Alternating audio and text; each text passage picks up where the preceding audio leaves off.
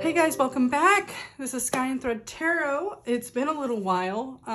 This is kind of my fun channel where I update when I can, and it's been a crazy couple of months. I got engaged, big life changes coming up, lots of traveling happening right now.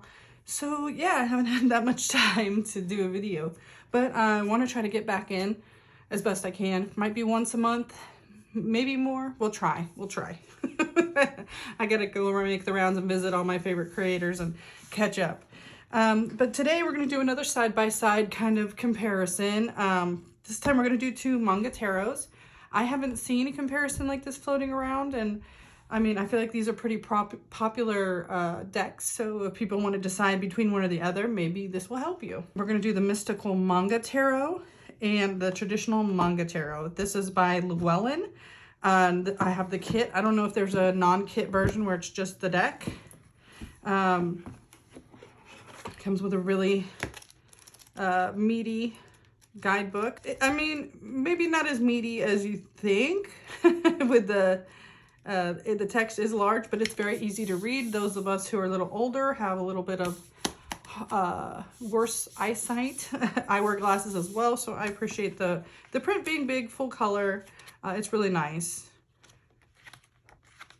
and simple to understand for those who maybe aren't super familiar with tarot. And then there's where the cards sit, but I have a card in my little carrier, so which I'll take out in a second. And then you have the traditional manga tarot. Has the typical Lo Scarabeo book. Really, you get some keywords and some direction for doing readings. It's bare bones, so it's not great for, well, if you don't know anything previously. Like if you're a beginner going in, this book's not going to give you in-depth meaning of the symbolism in the cards, right? You're going to have to seek out other books. This one does a little bit better job, though this one still is pretty stripped down. So both of these decks offer really good RWS symbolism. So if you just get your standard book on tarot, any of the popular ones, you're going to see the symbolism in these cards that are going to be referenced in those books. So you'll be good to go, which we're going to look at now. So I'm going to probably zoom us in a little bit once I get the cards out. Oh, also, if you came to this video looking just for a flip through, I will do that at the end. We'll just, I'll give you the timestamp here, and you can skip to that timestamp. If you just want to have a quick look through with the cards without me stopping to talk about them, I'll have music or something behind it. So go ahead and skip to that if you just want to see the cards. But if you want my opinion and you want to hear what I think about these two decks, then stick around.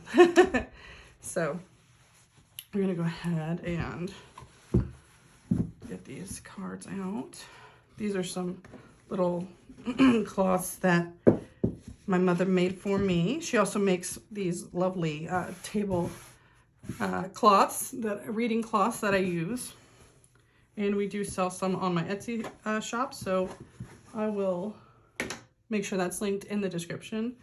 These aren't out yet, but they will be soon.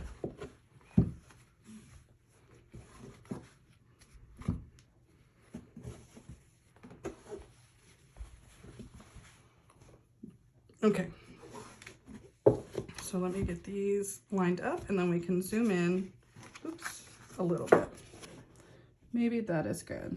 I want you to see, but the flip through at the end will be like real close. So if you want to see like super up close and personal, that'll be at the end. Right now, I'm just gonna try to get us in a good place where we can look at these guys. Okay, so these are the backs. This is the mystical manga, and this is traditional manga. If you don't know what manga is, it is basically Japanese comic book style art. It's very illustrative, and the style of characters tend to have kind of wild, spiky, multicolored hair. A lot of things are exaggerated, the eye shape. You'll get the gist as we look through if you're not familiar. Okay. As far as the backs go, I think they're both great. I did personally modify my traditional manga with brown because the color palette of the cards really suited brown for me. I haven't done the Mystical because it has these white borders, and I don't think it looks good to have, me personally, you know, everyone has their own taste. But I personally didn't like modifying the edges of this unless I'm going to totally cut them off, but I don't know how I feel yet, so we may or we may not. So yeah, this one kind of has a nice, they both kind of have this like, maybe this is more of an Art Deco and this is more of like a Baroque looking back, but they both kind of have these like throwback, antique feeling backs. Also the Llewellyn Mystical Medley cardstock is much thicker than the Lo Scarabeo one, which is crazy because I have some Lo Scarabeo decks that are much thicker than this, but this one in particular is thin. So we have the Fool in both of these, and you can kind of see that brown, like this is the color palette through the entire deck of this traditional manga. They have this like orangey, brownish, tealish color palette, where this one will kind of change with each card. So if you like the symbolism, the color symbolism in the traditional Rider-Waite-Smith, you're probably going to lean a little bit more toward the mystical manga, because the traditional manga does not follow like the color symbolism as near as much. So we have the Fool, and this one, the mystical, the Fool is, I don't know, he looks like he's considering his choices first. The dog is kind of looking to him instead of like warning him. So to me, this is almost like it represents the Fool's journey at the beginning and the end a little bit, where he's cautiously looking at what is ahead of him, where this is more of the reckless, about to take the leap, you know, looking towards the sun for that enlightenment, where this one, the sun is behind him. It's almost like he's already enlightened, right? So depending on what kind of symbolism you like, this one does have, you know, the bag, the white rose, but they are a feminine character, where the RWS is more of like a youthful male or more androgynous, depending. Where this one, it kind of also reminds me of the Magician with the kind of circus. It's like, is he running away to the circus? Is he running away from the circus? You know, it's kind of got that vibe to me. So yeah, they both have their own personality. I do think that the mystical manga, it has more of like a punched in feeling, where you don't see all the figures in like their full figure as much as you do in the traditional manga. I'm gonna have to pause and like they make sure I'm saying the right one every time. See how much of that I can cut out in editing. But yeah, this one's gonna lean more towards fuller figures, like head to toe full figure. This one's gonna lean more in toward like a waist up or a bust style. So there's that too. If you don't like the characters being so up close that you can't see their full body, this one may have some issues for you. Then we have the Magician. So this Magician, if you've watched like Full Metal Alchemist, that's always the vibe I get. It definitely got like Roy Mustang vibes to me.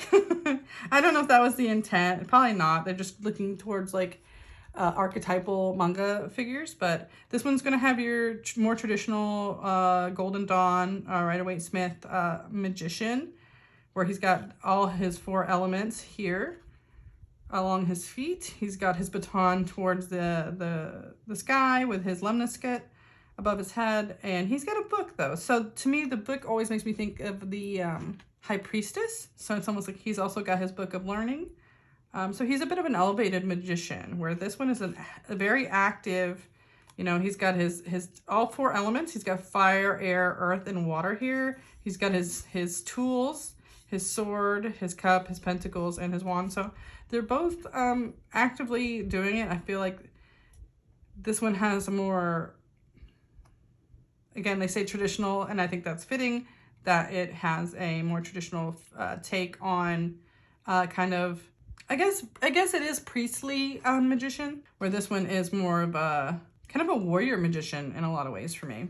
So that's just an aesthetic choice. I like them both. I've enjoyed working with both of these decks. So and we have our High Priestesses. They both have their scrolls. They both are sitting with, this one has the veil behind them, but you don't see the pillars as much. Like, I think they're kind of implied by these trees. But they're more scholarly. They're really sitting there, they're writing the scroll, and instead of just reading it. Like, this is kind of the more standard, you know, we got the B&J pillars, the black and white, the blue dress, the moon, the Torah, you know, the cross. This is a bit of a jump from our traditional imagery. So it does still kind of give you the all-knowing, highly connected to the creator or source or what have you. Where this one is like more of like just a meditating, quiet knowledge. But I mean, they're both good high priestess in my opinion. So there you go. Again, this one's gonna lean, the mystical is gonna lean more on a lot of color, and this one has an extremely limited palette. So I think that we're seeing a lot of that. We have our empresses. This one has a shield. It almost reminds me of the shield that the emperor carries with the eagle, where this one has her Venus heart there. I feel like they're both missing their crowns. I mean, they're wearing crowns, but they're not the crown of stars that we usually see. They both have their scepters. Again, they've given pillars to this mystical empress, which I don't remember being on the card. Usually she's in a field of wheat. So both of them kind of feel disconnected to that element where they're in this fertile field, fertile meadow.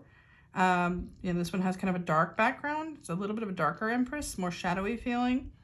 Where this one really just feels like a royal, regal queen in her court overseeing everything. So it's kind of both, to me, missing a little bit of that feeling of abundance and of growth that I put with the Empress, but there's going to be difference in every single deck. So sometimes you're going to have to just deal with the artistic vision. We all kind of know that. So I will say also the traditional manga is better to me about giving us some figures that have aged. They're not all just the young, you know, early 20s, teenager looking manga style that the mystical has. So if you like an older emperor, an older hermit, you know, some of those cards where it's supposed to be kind of an aged or a sage wisdom with those figures, you're going to definitely get that more with the traditional manga. So yeah, so we have our counterpart to the, to the Empress here. They're definitely look more like they are a set. They're in their castle, their throne room, you know, they look like leaders, they look like nobility, and they look like they're ruling their kingdoms. You know, he's got like the knowledge coming from his scepter, so he's kind of got that holy knowledge or that divine knowledge. I mean, so does the Empress too. They have like that holy divine knowledge that's coming to them, where this emperor has more of that traditional symbolism with his spear, with his scepter, with his ram's horn. Well, this one is a ram and a lion head for his throne. He's got his tapestry here in the back. And again, it's another kind of dark card. They don't necessarily look like a set to me. They kind of look like they're in different places, but he does look like a warforged ruler. You know, he looks like a person who got here by experience. He knows what he's doing. He wasn't just born to it. He might have fought for it. Then we have the Hierophant. This is a very traditional Hierophant priest, you know.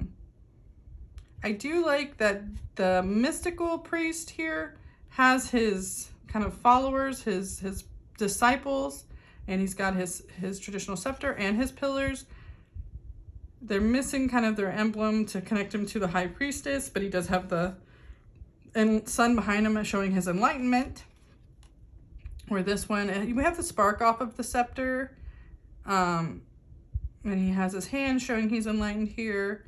But other than that, we miss a lot of the, oh, he does have pillars. They're just very, very subtle. I never caught that before. But yeah, some of the symbolism is downplayed here. Where, I mean, they both look like priests, but this one to me actually suits more of the traditional symbology. So they go back and forth. Sometimes one hits the mark more than the other. The lovers. This one is interesting because this looks like Adam and Eve in the garden. They have the feather here, which I guess is to represent the knowledge, because she's got, I guess it is an apple. It looks like an orange because of the coloring, but I think it's an apple. I think it's referencing the Garden of Eden, you know. Oh, maybe the dark feathers are to reference Lucifer, more than likely, because they don't have the snake, so. But the lovers for the mystical, you know, you have your angel. It's interesting that you have kind of the same red ribbons from the Hierophant, but they're blinded. And the angel is holding arrows like he's Eros or Cupid or someone.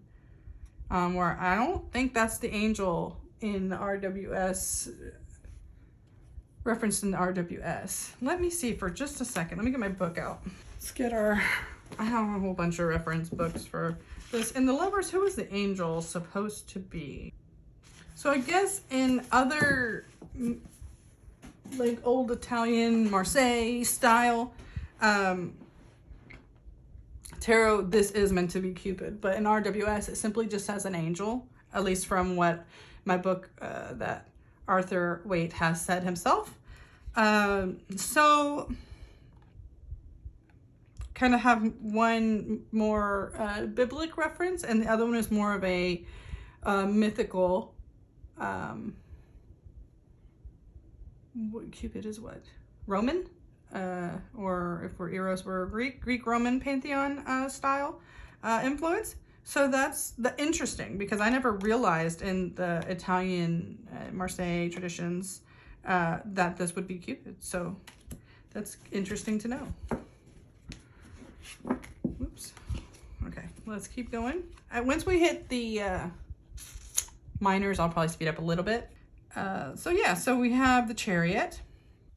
This one looks like lions. They could be sphinxes, but they definitely look like lion heads to me. He looks a little more, I don't know, enclosed in his, you know, his cart there.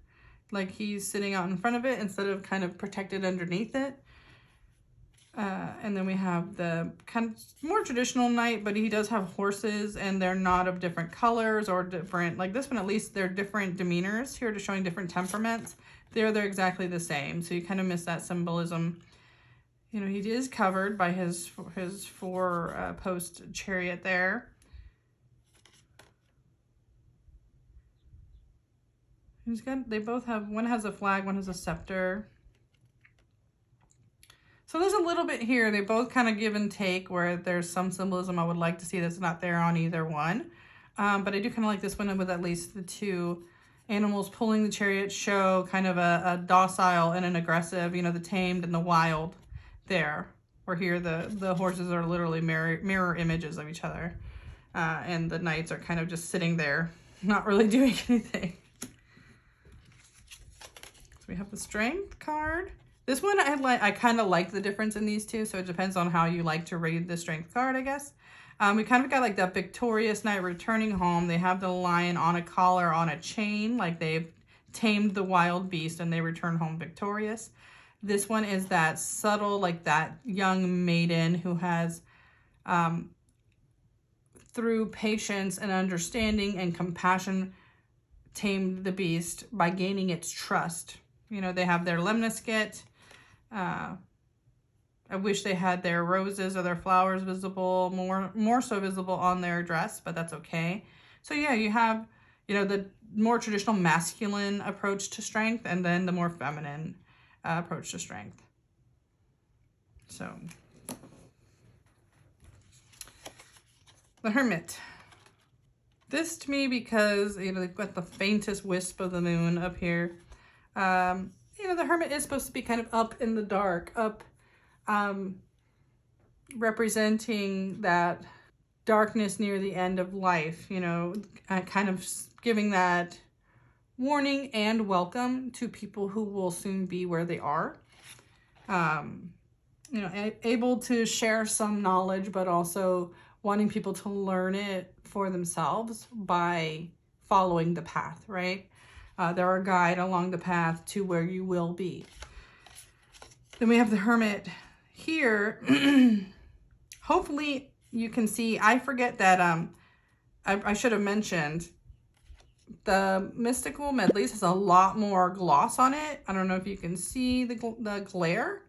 Hopefully the glare hasn't been too bad, but it's high gloss on this one, where the traditional manga has like some gloss, but it's just a satiny gloss finish. It's not as plasticky feeling or as high glare as the Mystical. So I'm sorry if there's been any glare. I've been trying to move them so you guys can see. This Hermit, you can kind of see the path. They definitely feel like they're more of they are leading people down the path instead of waiting for them at the end.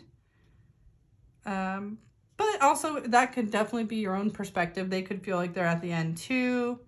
There's a lot of kind of trees, and it doesn't feel like they're necessarily at the nighttime. You know, we see the sun setting there where we should see the moon, usually, traditionally. So it's a bit of a brighter, less, I don't know, less somber hermit. But, you know, if you don't like this kind of somber hermit, then that may be attractive for you. And the wheel. The only thing I don't like about this Mystical manga wheel is all these are like the same color, so it tends to blend into the wheel a little bit. Whereas I like the creatures and stuff that's on the wheel. Here we have a giant snake. I like them, you know, usually to have their bright coloring so they stand out. You know, all the cogs. So like this is the machine, the cog and the snake riding the machine. And the maiden or the mistress of destiny is just there overseeing that it continues to spin.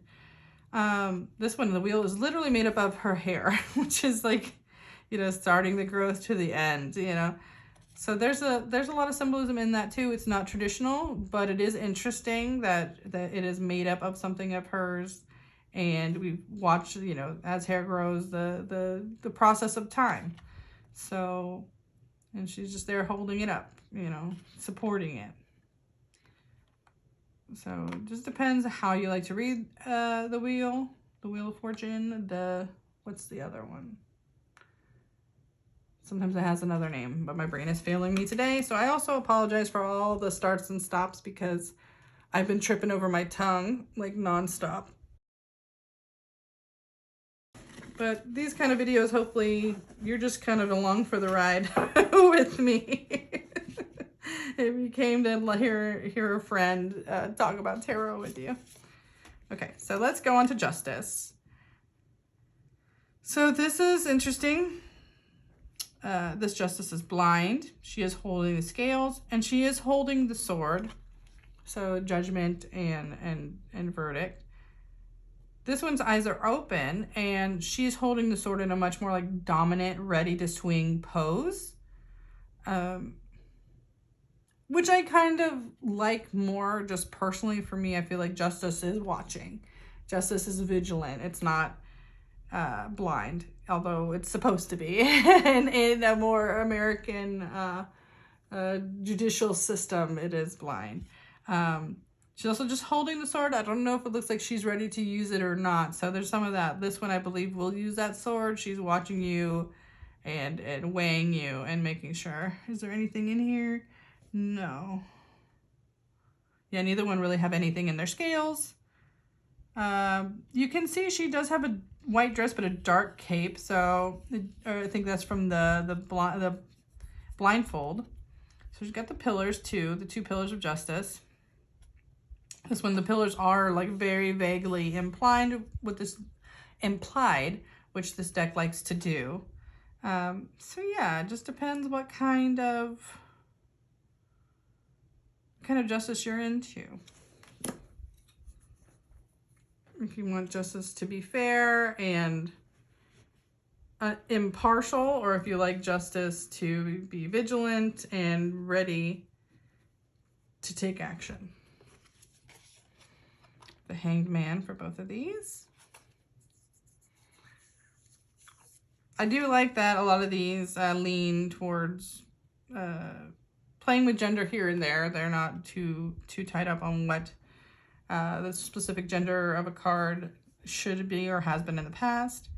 Okay, so we have the Hanged Man in the mystical, which to me, they have like almost monk's robes. Let me turn it over. It might be easier for you to see. They kind of have that circlet or something on their head. You know, and the Sun of Enlightenment, showing that they've are finding their answer by not taking action, by being still and weighing their options and letting the answer come to them through meditation. Then, and this one as well. This one, she's almost...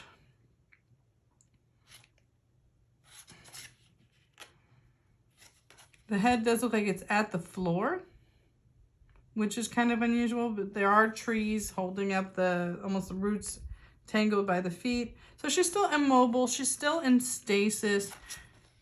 She's got her, or maybe it's a he. It could still be a male figure just with long hair. Either way, this person, you know, they have their apple, but they haven't eaten it. The plants are almost growing around them. They've been there so long. To me, this one, the card maybe isn't reflecting the enlightenment as much as this one is.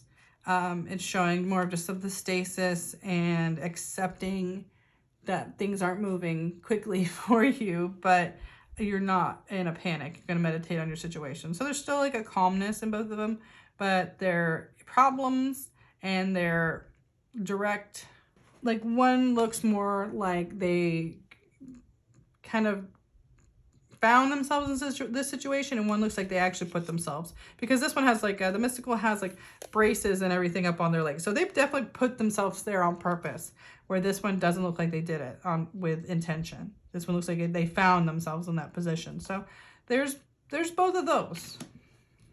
There's two different viewpoints on that.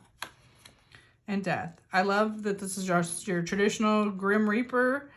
He's got his son behind him, so he's doing things with intention, with motive, with the highest knowledge of the situation, you know, of when things are ready to go, when things are ready to be reaped. He doesn't feel evil, but he is wearing his like cloak of shadow, you know, of dealing with the things you don't want to deal with. Kind of mourning for the people he's reaped, or the things that he's reaped. This death for traditional manga, they almost have a shamanistic feel to them. They still have their sight, but they have these little like dead creatures that like are around them, though they don't look dead. They look more almost godly. So they feel like more of a, almost like there's psychopomps that help lead to the dead or lead to the next phase, versus actually being like the phase, the death incarnate of, you know, of in and of itself. Like this feels like a messenger or harbinger of death. This feels like death themselves. But I love kind of the softness in the traditional manga. Like they're still caring for these little psychopomps or dead animals that they're guiding or helping guide, you know, with like a tenderness and a understanding, a compassion. This reminds me, I was just watching Sandman. I don't know if y'all watched Sandman. It was great. It's on Netflix. I highly recommend. I love Neil Gaiman in general, so anything he makes. Their death is kind of like this. There's a kind, understanding face that helps lead people to their next phase, the spirits onto their next phase. Where this death is, it's not kind. It may be compassionate in a way, but you're not going to look at this face and feel comfort and compassion from it. So that's interesting. This is, you know, maybe more immediate, like ties need to be cut. It's time to move on to something else. Get rid of the things that aren't serving you. Just a very matter of fact, that's just the way life is. Where this one is like helping you to understand why those things need to happen. Temperance. So maybe kind of hard to see with the coloring in this card, but they do have the two like jugs of water. They are an angel in the sky. They're not connected to the land at all, which I don't know if I like for a temperance card. For me, temperance has to have like their connection to, you know, the land, the flowers and the path to enlightenment, to the next phase. So there's a little bit here that it's missing kind of like that fire connection that the angel in temperance and RWS tends to have. I mean, this one too, in a way, except for the cups almost look like they have water and fire in them if you look closely. And so, yeah, they both kind of feel, this one feels minimalistic, kind of like the other cards have, but I still kind of think I like this angel more than this one. This has a lot of like stuff going on that isn't, I don't think helps the card read in the traditional understanding I have of the card. So this one I can get a little lost in it. It's not my favorite temperance card, but it still has an angel. It still has the water being transferred from one cup or one vessel to another, and the sun showing enlightenment of that angel. So it may work for other people. I mean, I still can use this deck, you know, I just don't love every single representation of every card. That's normal, I think, for all of us. So it's just not going to be my favorite temperance card. The Devil. So I just don't want YouTube to get angry with me. Whereas this one is almost two little demons with heart, with fire, with something, and then a larger entity kind of controlling them. So to me, this definitely plays on like the manipulation, the addiction, the feeling like something else is influencing you, versus this is a very traditional view of the devil, where the devil has two figures and they're enslaved and chained to them through their sin, essentially. It's kind of, you know, I'm not a religious person, but the tarot is just laden with religious and biblical references a lot of the times, so it's just something you learn to accept. So yeah, and this one has like this one both, they have kind of a satyrly, you know, personifications of the devils. So it just depends what kind of depictions you like. They're both interesting. I mean, again, this is much more traditional RWS, where this is an interesting interpretation that you don't see. I don't see too often. Oops. So yeah, just depends what you're into. If you like some naked people in your tarot. Okay, this tower card, especially this one, I like. It's interesting. I'll point out why in a second. This is our traditional tower is falling down. Someone is falling from it, and there's nothing they can do about it. You know. Doesn't really show fear on their face, but you do see that they have no control over this situation. The tower has been, you know, there's lightning, there is destruction, and they're just going down with the ship here. Whereas this one, again, the coloring makes it less less scary to me. It feels like a lot less of a dark tower card. Maybe that was the intent with this person. Didn't want the tower to feel so negative. You know, it's just a breaking down and a reformation of things in your life. So yeah, so you still see the lightning, the divine interaction. But what I like about this card is when you turn it in reverse, they almost look like they're somehow being uplifted through this destruction.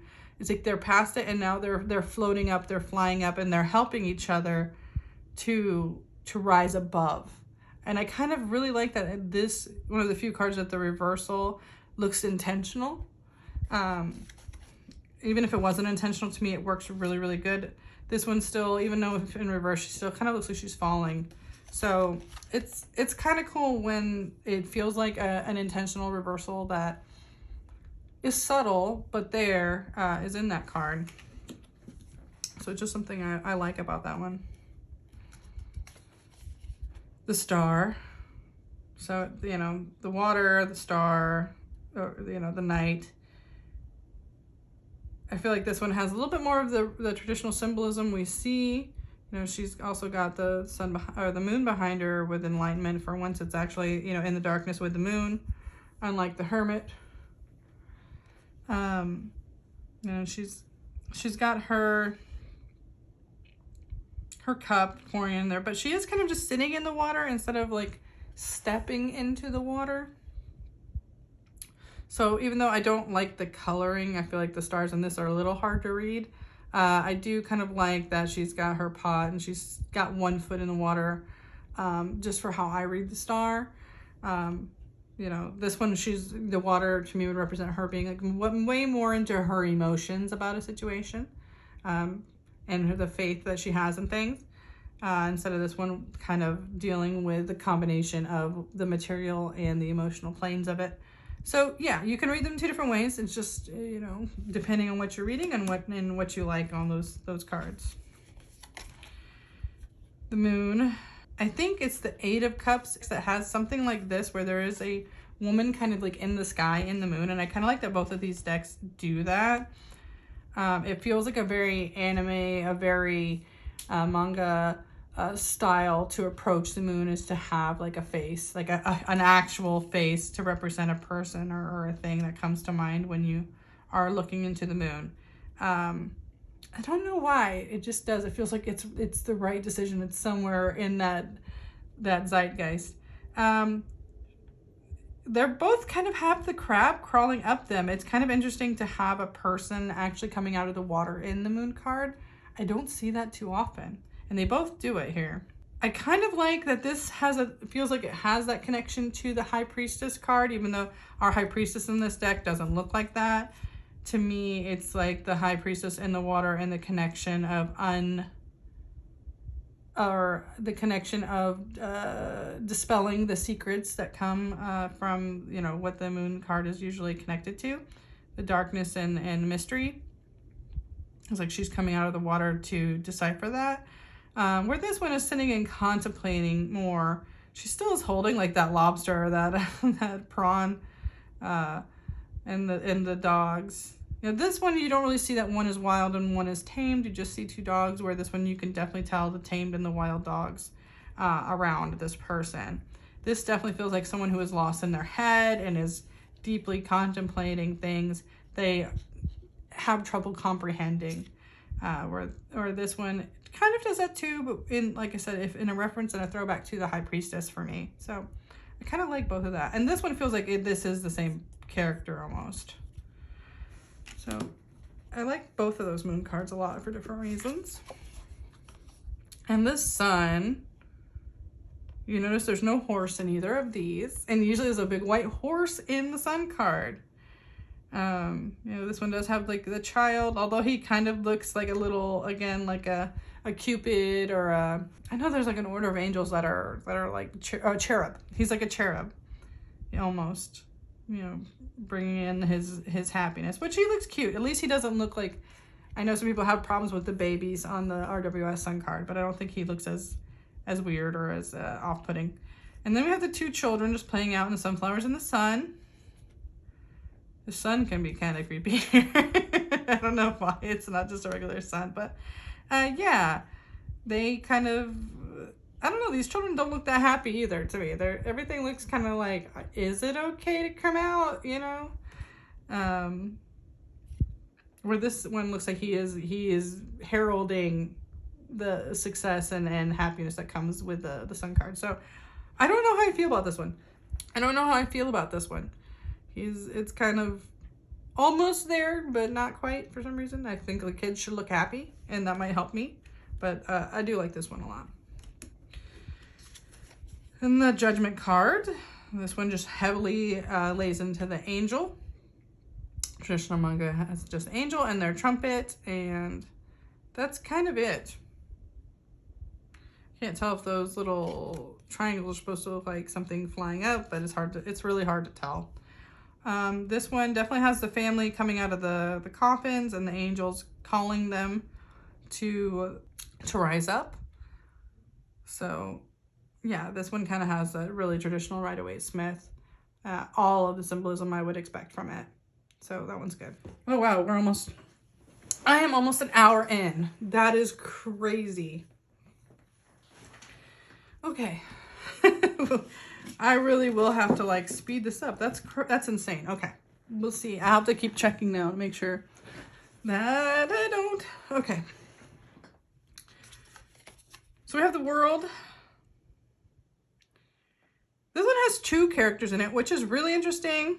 She has her eagle, her lion, her bull, and I guess that's the human for the 4 characters, but the way it's separated, it almost looked like it was meant to be a different character in there. And then the world. It's an interesting take. I do like it. But it doesn't feel like a person coming to manifest in the world. This still kind of feels like a person leaving it in a lot of ways. Like they've completed that cycle. And this one too, this has very like Gaia, earth goddess energy to me. Neither one of them to me feels like the person that has come and manifested themselves or manifested their life. To me, this is a better Empress card than the Empress card in this deck. That's just how I feel. So, I don't know. I don't know. The world cards both to me fall a little flat. Okay, so now I am going to have to go a lot faster because we're like, again, we're almost an hour in already and I just did the majors, but these will go faster. So the Ace of Wands, this one definitely has the fiery energy. I really, really like that. This one feels more like growth, but there is kind of like a desire to grow a little bit. There's warmth in it. I definitely like this ace much better. The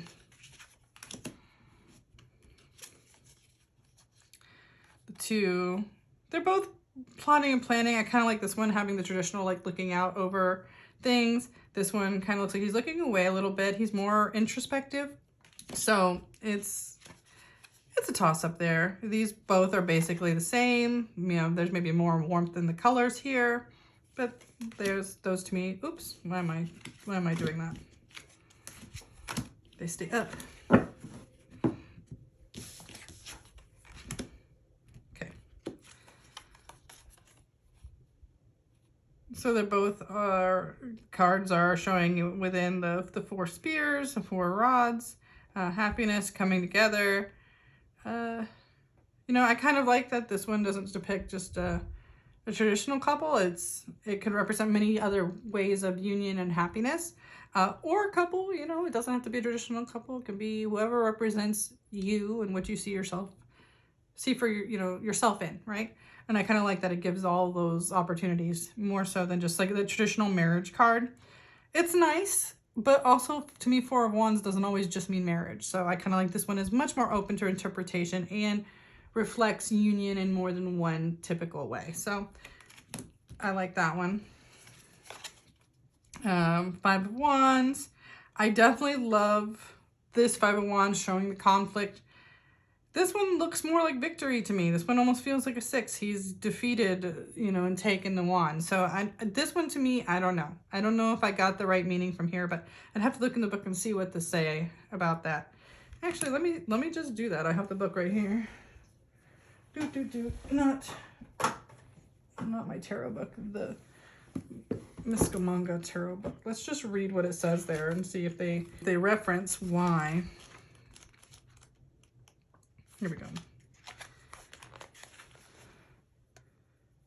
It's time for a little friendly competition to help each other hone your skills. The man is holding the wands and he can just see the hands of the other people. Oh, okay. So there is just slightly hands of others reaching for the wands. I would have never seen that if they didn't mention it. Taking up their wand from the collection. Everyone is getting ready to bring their best efforts to the game. This could be an actual game or sport, but it can also be any kind of meeting or gathering where people are sharing ideas and brainstorming solutions. That is a much more positive take on this card than I usually have, but it's interesting. Put your best foot forward, give as good as you can, and do remember to be a team player and good sport. In reverse, they're saying it's aggression, fighting, and hurtful criticism. Well, that's not a bad take, actually. I really do think that's helpful. So, okay, that's not a problem.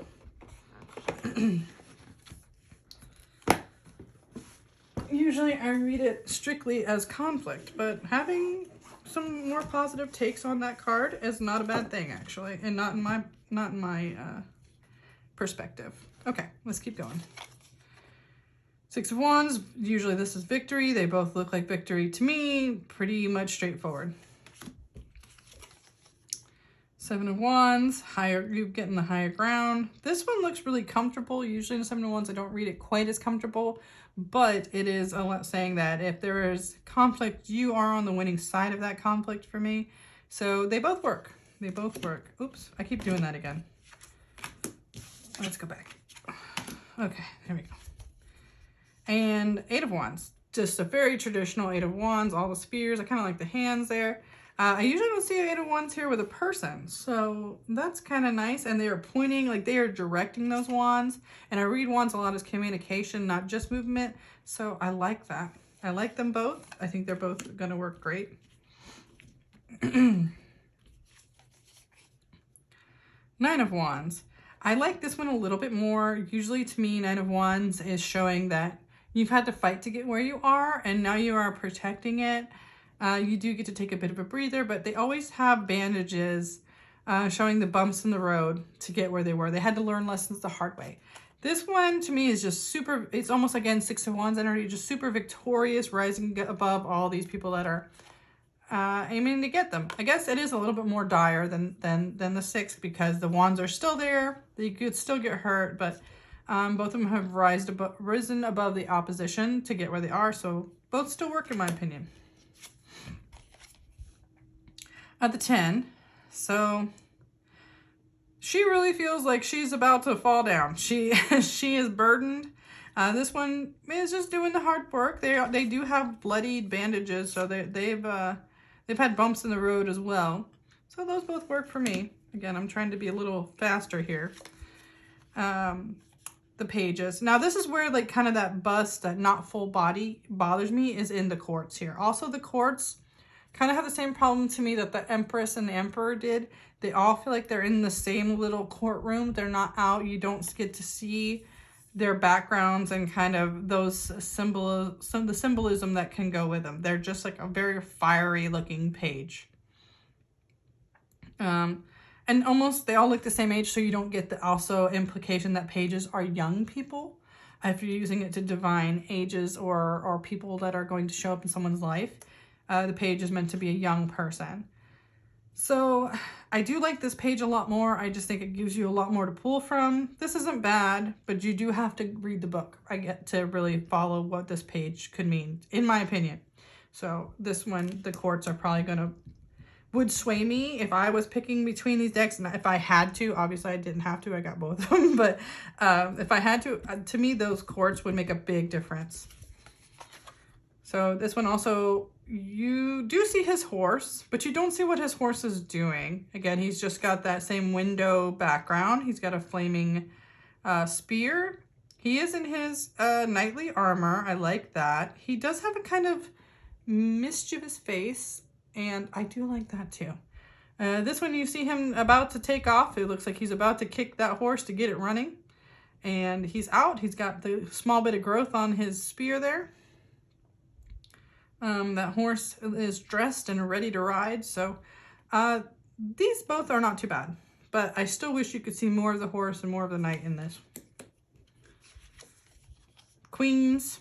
She does have kind of a face where she looks like she is softer and more caring or nurturing than maybe the others. And I think this deck, if the faces didn't give you a bit to pull from, nothing else in this card would. Kind of same with the knight. Like the face really kind of helps them. Whereas this one, you have the growth from the sunflowers, you have the black cat, you have her in her throne, sitting in her throne, seated. She just looks like she's providing, right? She's making things grow. This one is just fiery. She's just desire and aggression. I guess progress is a good way to read this one. But this one, I feel like you really see that she is one with her kingdom and her element. Personally, some people also are really attached to their black cats, you know, for their Queen of Wands. If you don't have a black cat, they're not interested. So in case you're wondering, the black cat is there in this deck. And then he's got his, I'm assuming that's supposed to be the salamander. It's like a fantasy interpretation of one, because the Fire King always has, the King of One always has a salamander on his, usually it's a print on his clothing, but it's right there, and it's vigilant, and it's like watching with him, so I love that. Yeah, this king, again, the face, the impression of his face, or the, what's the word? Emotion, or there's a word I'm looking for, but I can't find it. Because the emotion in his face shows he's watchful, he's strong. Usually a King of Wands is a younger king that's just coming into his power. So, you know, fire and everything is good. But yeah, being watchful, but also ready to kind of jump out of his seat and attack is kind of the vibe I like to have from my King of Wands. So yeah, not too bad. The kings are okay. The king is okay here. But again, I don't care for the courts all kind of having the very same background and feeling like they're just a family that's sitting together in the same room. I don't know if that does it for me for the courts on this deck. It is something I wish was different. Okay, Ace of Cups. Both of these look great. I mean, I think this one is very direct, very helpful, that it's just a divine being bringing up that cup with the stars. Also, this one too, usually it's just a divine hand. This one does have the dove, and a little bit of background in the way they're carrying that cup, and they're showing like the size of the cup truly emphasizes this. But I think both of these are great aces. The aces in both of these decks I think are wonderful. All right, and Two of Cups. Both have caduceus. I can't remember what the name of this is. I know it's a symbol often used by like a lot of the medical field, the staff with the snakes. Here you see a reference to it with these snakes too. Three of Cups. Yeah, three girls dancing with cups in their hands. I mean, can't ask for much more. Everyone looks joyous and they're partying and they have cups. I mean, that's what the card is. Four of Cups. It's amazing to me how similar these two cards are. It's like, usually when I see a Four of Cups, it's a hand offering the cup to a sleeping boy, but these are directly like crazily the same, down to the way the girls or the spirits look. It's just insane to me. But I mean, they're both very traditional Four of Cups cards, so that works.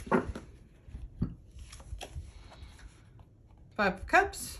Very much the same person saying, looking at what they've lost and trying to guard what they still have. Six of Cups, also the same, nostalgia. I kind of like how he's watering her flowers. That's really sweet. But yeah, this one's saying making an offering, making a gift, going back to old times. Both of them are great. And the Seven of Cups, obviously super traditional Rider-Waite-Smith. Everything in this really is a clone. This one, we're looking at it from the other side. It's almost like he's above those choices. He feels like he's making a good choice. This one, you still feel like you don't know if he's making a good or bad choice. It's up in the air. This is the other one that I was talking about that referenced the moon card in the other deck, where I love that it's like this woman's face that's kind of attached to the moon, to this understanding why are they walking away? Why are they leaving where they're at? Are they going on a mission for this, princess far away? I kind of like that there's like a story to this one. I want to know. But obviously this one is very traditional too. They got their cups and they're walking away. They're leaving. It's time to move on. And when I think like manga, like this is what I want. This has a story to it. We have our nines, our completionists, our happy collectors here. I mean, he just looks happy and proud. I mean, this one too, but the cups almost look metaphorical here, which, I mean, it could too, because cups represent emotion. But this one leans more like a physical collection. This means like more like, again, metaphorical in a way. So, but they're both great. They're both do the job. I like them both. And then the 10. Kind of like the little rainbow in the cups there. But the happy families, you know, acquiring everything they need. So the search is over. They're ready. Got our pages of cups. I like that at least this page has his little cup with the fish in it. Or she's not a fish, she's like a little mermaid. I don't know if you can see. Hopefully that didn't just blur it out. Like I said, after this video, at the end, I'm gonna have a flip through up close so you can really see the cards. Yeah, so their pages with their little fish, they both doing what they need to do. You know, he's even got the water behind him. So I feel like the water court is much better than the fire court so far, even just on that page. The knight. I wish, again, these horses were out because I feel like the horse crossing like the tiny river of water is important symbolism. This one, I think, at least is better in showing that he's offering that cup. The cup is a proposal, is an offering. This one looks like he's about to drink from it. So I'm a little confused with this one, but at least they both have their horses. They both look like they're making a decision of sorts, which is good. The queens, at least she has, or her, it's not like a chalice. I know there's a word for this too. My brain is just absolutely failing me today. But the queens have their cups. They look like they are looking out. Again, to me, queens are very important in the fact that they affect those around them, and more so than a knight or a page would. So to me, them both looking out at us is great. So yeah, I actually feel like this court of cups is much better than the fire court. So both of the queens give me what I need. This one feels like he's like a toast to us. Where this king is sitting off, you can actually see that his throne is in the ocean, which is very important. But this one too, he kind of looks like he is in the ocean, and there's like mountains, islands behind him. So I don't know what the window there is referencing anymore, but yeah, it's just an aesthetic choice. And then this king also looks older. He looks more like wise and experienced than this one. He almost looks like the brother of the knight. So I kind of like that the age of the person helps reflect those things too. So we have Ace of Pentacles, really nice. You have the cornucopia, you know, really, really good. This one is the hand is offering that, and the person underneath is very excited to get it. So both, I kind of really like this one. I just think it's more aesthetically pleasing than this one, but they both do the job. And then we have the two. They're both someone juggling that. Now, this one finally has a full body, and they're literally posed in front of the water, showing that there is rough water. This one has so much great symbolism. I don't know why this deck didn't do this to so many more cards. You know, like this one, the 8 of Cups, full body figures, but so many of them are just not. Now it makes me want to just look through and see. Okay, so the 6 we kind of had. Maybe it's just that fire suit that really bothers me because they don't have full things. Because I'm seeing more and more full body references in this deck, which is making me happy. All right, so the 3 of Pentacles. I mean, everyone's working together. You know, this one you can really see their tools, and everyone kind of has their own different job. This one you just see teamwork, but either way, that works for me. Either one of them works for me. Four of Pentacles. He definitely looks more like a miser, hoarding his money, or her money. This looks like very much Kingdom Hearts. I don't know what Sora's doing in here, but if you know Kingdom Hearts, Final Fantasy character maybe instead of Sora, I can't tell. But he is kind of holding on his money. It's close enough. It gets the point. I'm sure the book will elaborate good enough for anybody to know what the meaning of that card is. I just think that church window is so beautiful in this card. The colors just really work together in this, like, oh my goodness. But this one really does show the emotion of like being cast out, being in need, and being alone. I mean, this one, they're hurt, you know, they're physically hurt, and you can tell it's cold outside. This one has snow, but I mean, you can't really tell she's cold, and she kind of looks like she's an angel. So, there's a lot going on in this card to be interpreted, which I do like. But man, this card's just beautiful. Just amazing. Okay. Six of Pentacles. Very good, very good. This one, to me, has a Four of Pentacles feel where it looks like he's weighing his options, but he's not giving yet. This one is obviously very much giving, but still weighing it out too. And to me, this card is about give and take, or being generous, but only in a way to your benefit. So there's a little bit of that. There's both of this, but this one still has a bit of a miserly vibe where this one doesn't as much. So it might depend on the book for that one too. Yeah, the farmers growing their crops, waiting for things to start happening. Perfect. Both of them are perfect. Working. This one is actually working his money, working his trade, which to me is a much easier read than this one. This one looks like he's an accountant counting his money. Which, I mean, okay. Not bad, but I definitely like the one where it's like it's time to, you waited and now it's time to work is a much easier read for me. And then your prosperity, they both have their birds. I really like that. They're in their gardens. They're outside. Very nice. Both of those work for me. And then the 10.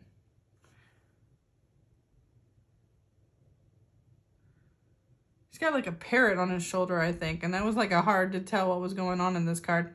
But you know, you see like the elderly man and then the young couple. So it's like he's passing on his money to his son and his wife or something. Where this one is more, again, like a family coming home to the homestead. I like this one a little bit more because I like the generational passing on, like the legacy, where this one is more just like coming home, which is good too, but it's not the same. And this one also has the Kabbalic Tree of Life in there, where this is just the arch. So if you read it with your Kabbalic, is that the right word? Kabbalah references, Kabbalistic, maybe that's the word I'm looking for, references, then that's going to help you. I personally am not knowledgeable in Kabbalah. It's something I always wanted to study more, but at the same time, I know it's heavily referenced in a lot of Golden Dawn and Rider-Waite-Smith stuff and Thoth, so having it there will help a lot of people that already know or study that. So just putting it out there. Page of Coins. Let me see. I'm curious for something really fast.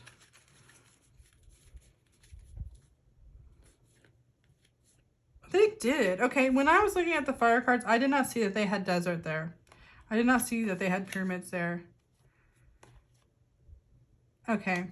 That helps me a lot. Besides, obviously, the nights you don't see it, but that helps me a lot. I never noticed that in the fire court. I'm sorry, fire court, that I was so hard on you. You did have some more background for me to pull on, and I was a liar and I said it wasn't there. So I just never saw it in the fire cards. I don't know why, but I could see it in all these other ones. I think I don't know. I just see it more in these. So something maybe with the colors, I was colorblind or something to it. But yeah, so we have the page of coins. We have the green earth. Both looking at this coin, wondering what they're going to do with it. Perfect. Love it. Wonderful.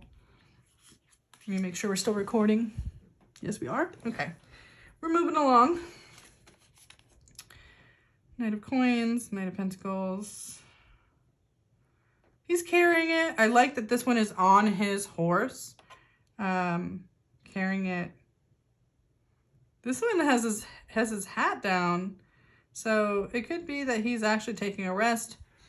And that is something I like to reference in my Knight of Pentacles, is that things have slowed down. To me, it is something is traveling slowly. So if he's taking a nice rest, that would definitely get that message across.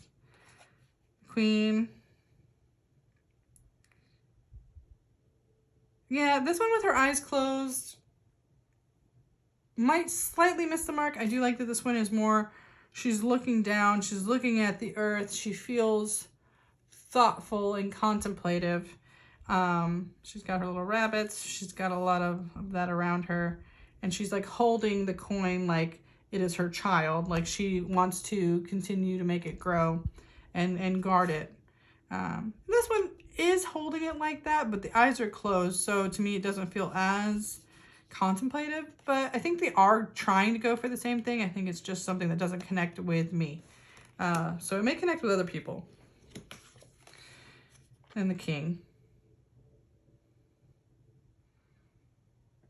I like that the King usually looks like, yes, I have my money. Yes, I worked very hard for it. And I may or may not give it to you. He doesn't look like he's like the Queen looks like she's a lot nicer person to ask for that money, where the King is like, yes, but are you worthy? Like there's a level of like, take it if you can from him.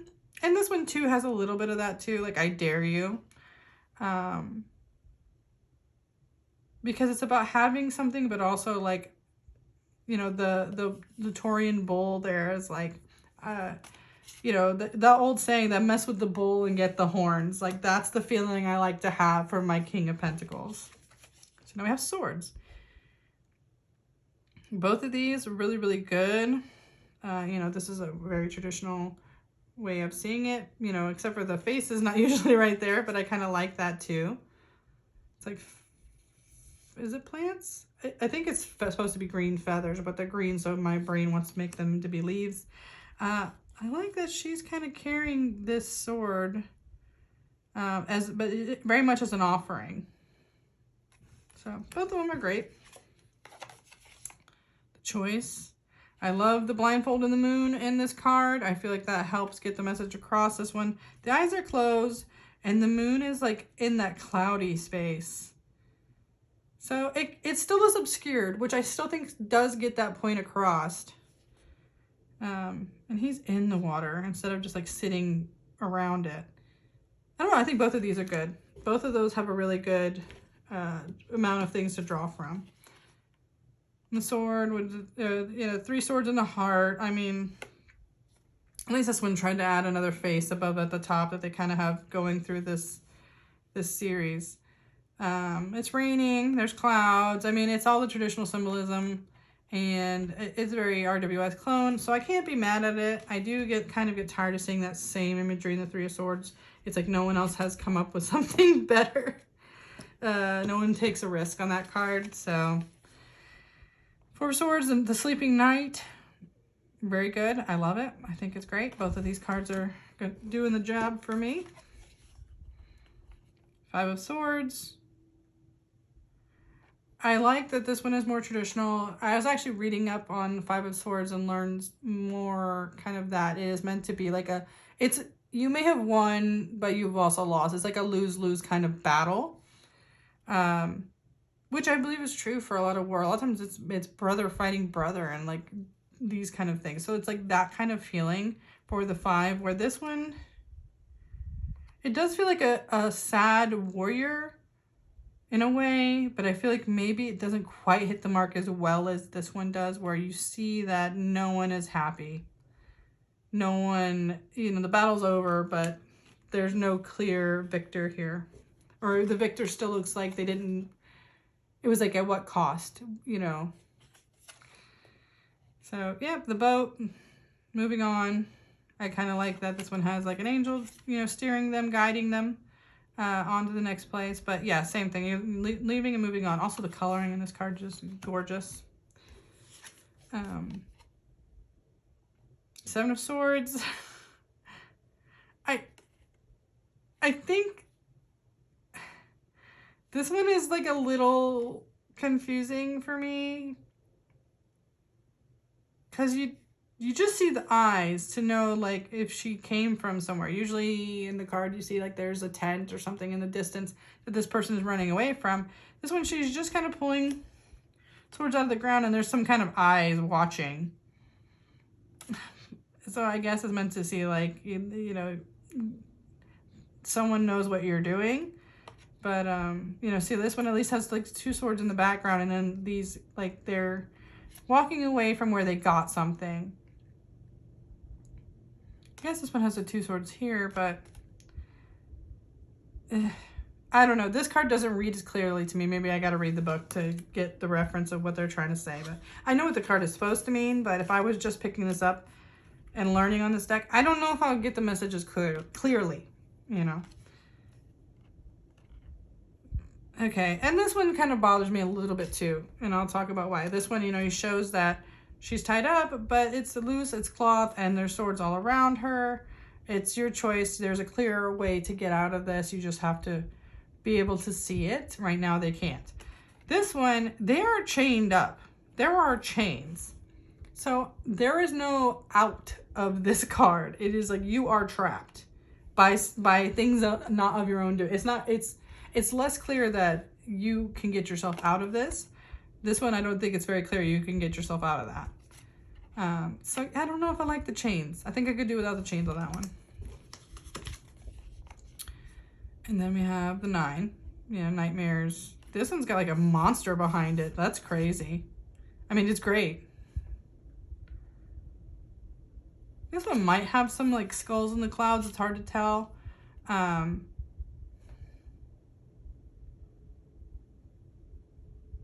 There's something going on down here, but I can't really tell what that is either.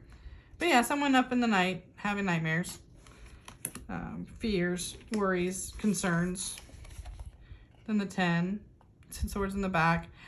I mean, this one's good because it's showing that it's not the end. It's the end of something, but you will move on to the next thing. Like they're still sitting up. They're still able to move on to what's next. And then this is a traditional one where it's just like, they're done. They're completely and utterly done. So this one has some hope to it. This one is just a traditional, like, I want to say defeat. You know, there's the defeat is clear in that card. And the Page of Swords.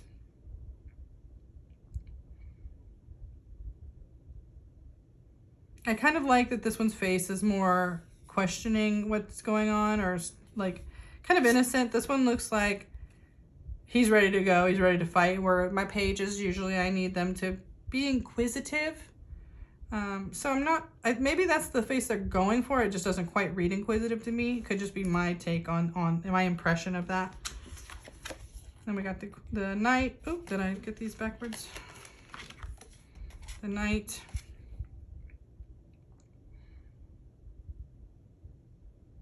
Yeah, at least this horse is moving. You can see its hoof is up. And this Knight is ready to fight. This one looks a little bit more, his eyes are closed. You know, he doesn't feel like he's rushing into something. To me, the Knight of Swords is like that. It's speed. It's full steam ahead. I don't know if I get that from this Knight. I mean, this one, not as much as I'd like, but at least there's something to go off of. And the Queen, you know, we have a more traditional side profile queen here versus straight ahead. She is still kind of looking off to her side a little bit. She has a nice stern, what's the word? She has like a discerning face, right? She's gonna see through any questionable things that come her way. So I do like that about her. She looks great. Both of them are good for those. They work for me anyway. Then the kings. This king is sitting here. He's, you know, that sword is ready to go, but he's like a rock. You know, he's not moving until he knows it's time. He has a full understanding of the situation and what's going on, but he's primed and he's ready. This one looks like he's kind of contemplating his sword, but I kind of like that too, you know, because swords are the mind, they are thought. So he's kind of one with that sword, and that works too. So, and the clouds are further away. They're in the background. You kind of can see there's land here. So his mind is not clouded. So I like that. I like them both for the kings and the queens. And that's these two decks. That was a long video. I didn't expect to talk that much, but you know, that's how it goes. I like both of these decks a lot. So hopefully you guys did too. And if you're ready for the flip through without me talking, just a straight, you know, the cards as the cards are, that's next. So thanks for sticking around with me and hanging out, and I hope you like the flip through. I'll see you next time, guys.